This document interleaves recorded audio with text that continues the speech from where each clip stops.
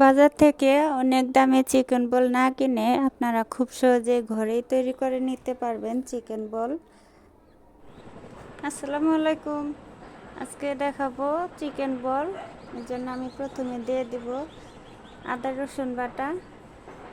আদা বাটা দিয়ে দিব আমি 1 চামচের মতো, আর রসুন বাটা 1/2 চামচের মতো। আমি আদা রসুন বাটাটা দিয়ে দিলাম।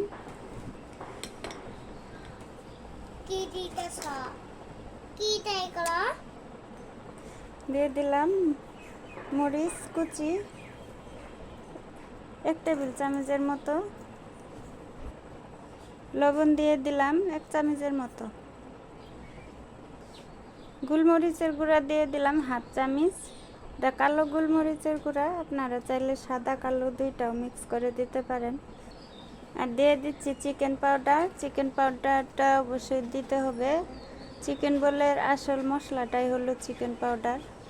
এটা আমার ঘরের তৈরি চিকেন পাউডার। আমি এটা ডেসক্রিপশন বক্সে দিয়ে দিব চিকেন পাউডারের রেসিপিটা। দিয়ে দিলাম 1 চামচ চিনি। দিয়ে দিলাম 1 টেবিল চামচের মতো সয়া সস, আর 1 চামচের মতো বেকিং পাউডার। এটা বেকিং পাউডার, বেকিং সোডা না। 1 চামচ কর্নফ্লাওয়ার পানিতে গুলিয়ে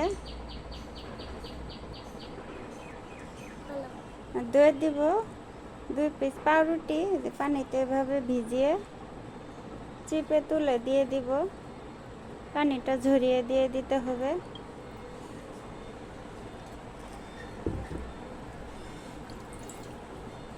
যেভাবে পানিটাকে আমি ঝরিয়ে নিয়ে নিয়েছি।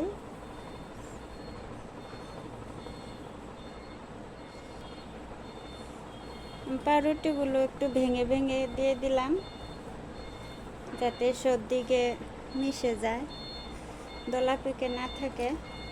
নিজের সাহায্যে আমি সবগুলো মিশিয়ে নিব।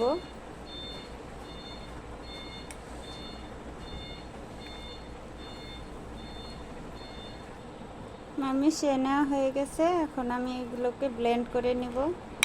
এর জন্য আমি একটা ব্লেন্ডারে জার নিয়ে নিলাম। আমি ব্লেন্ডারের জারে অল্প অল্প করে দিব আর ব্লেন্ড করে নিব। আমি ফিরে আসছি ব্লেন্ড হওয়ার পর।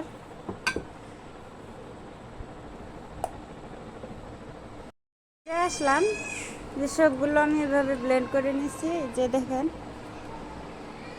এই যে এরকম মিহি করে ব্লেন্ড করে নিতে হবে। এখন আমি রেখে দেব আধা ঘন্টার জন্য। তারপরে আমি বলগুলো বানিয়ে দেখাচ্ছি কেমন হবে। এই যেভাবে একটা একটা করে ছেড়ে দেব।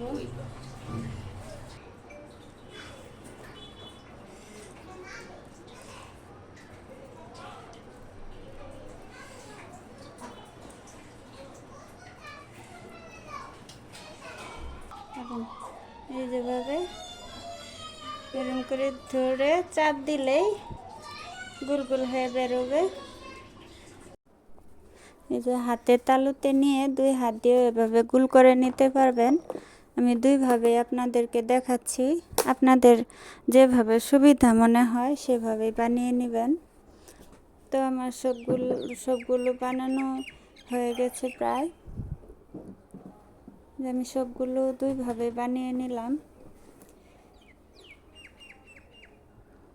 তো যার যার সুবিধা মতো বানিয়ে নেওয়া যাবে, কোনো সমস্যা নাই। যে যেভাবে বানাতে স্বাচ্ছন্দ্য বোধ করেন সেভাবে বানিয়ে নেবেন। গোল হলেই হলো, কোনো সমস্যা নাই। যে যেভাবে বানাক, গোল করে বানালেই হবে। তো আমার সবগুলো এভাবে বানিয়ে নেওয়া হয়ে গেছে। আমি সিদ্ধ করে দেখে নিই যে ভেতরটা সিদ্ধ হয়েছে কিনা। যে আমার প্রায় সবগুলো ভেসে উঠেছে। আমার পানিটা একটু কম হয়েছে, তাই আর কি সবগুলো ভাসতে পারছে না। তো আমি এই যে মোটামুটি যেগুলো ভাসছে সেখান থেকে একটা তুলে আমি একটু কেটে দেখি যে ভেতরটা ঠিকঠাক সিদ্ধ হয়েছে কিনা।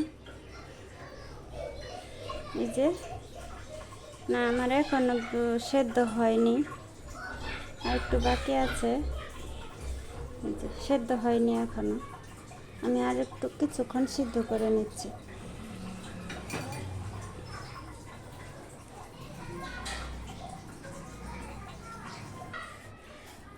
আমার বলগুলো রেডি হয়ে গেছে, সেদ্ধও হয়ে গেছে। এখন আমি তুলে পানি ঝরিয়ে সরাসরি ঠান্ডা পানির মধ্যে দিয়ে দেবো। এটা আমি বরফ ঠান্ডা পানি নিয়ে নিয়েছি। এই যে এখন আমি কিছুক্ষণ ঠান্ডা পানির মধ্যে রেখে তারপরে আমি তুলে নিচ্ছি। ঠান্ডা পানিতে আমি ডুবিয়ে রেখেছিলাম, এখন ঠান্ডা হয়ে গেছে। এখন আমি সবগুলো পানি ঝরিয়ে তুলে নিচ্ছি। সবগুলোই আমি এভাবে তুলে নিচ্ছি।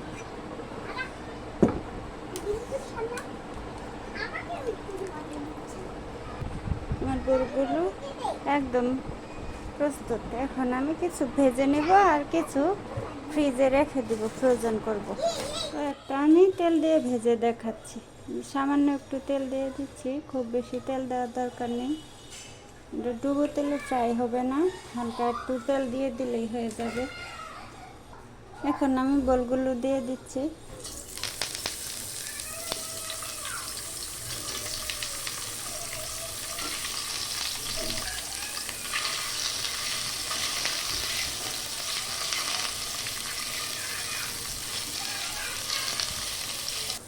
আমার বলগুলো ভাজা হয়ে গেছে, আমি চুলাটা বন্ধ করে দিয়েছি। এখন তুলে নেব একটা প্লেটে।